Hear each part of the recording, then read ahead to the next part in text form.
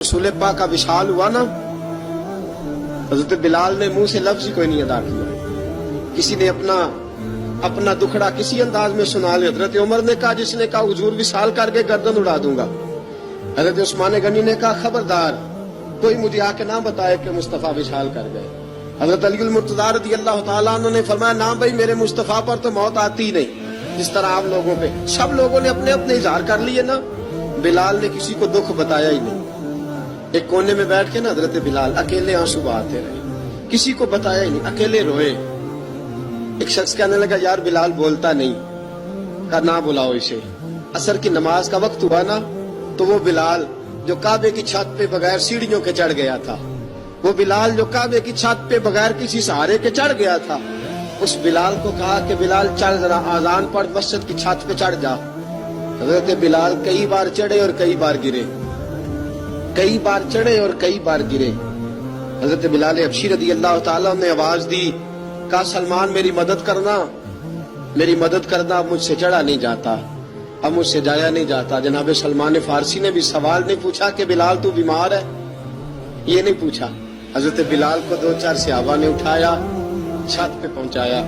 बिलाल ने अजान शुरू की। जब कहा ना अल्लाहु अकबर अल्लाहु अकबर, वो आवाज जिसमें बड़ा सोज होता था, बड़ी दर्द, बड़ी बुलंदी होती थी, बड़ा जोश खरोश होता था, आज वो आवाज दब गई।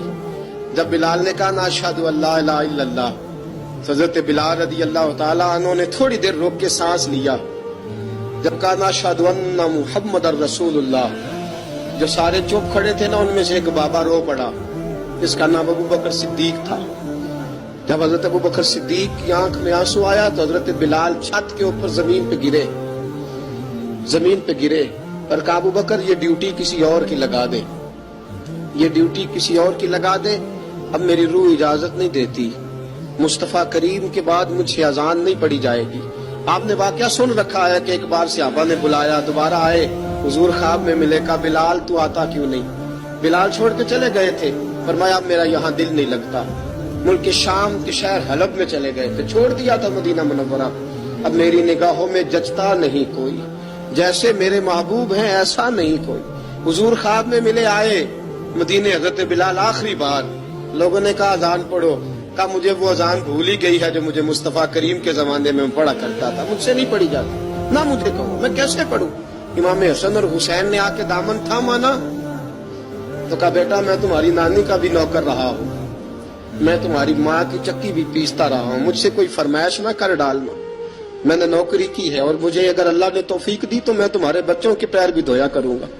लेकिन इमाम हसन रज़ी अल्लाह तआला ने फरमाया, बिलाल एक बार तो अजान सुनानी पड़ेगी। सुनाई बिलाल ने अजान।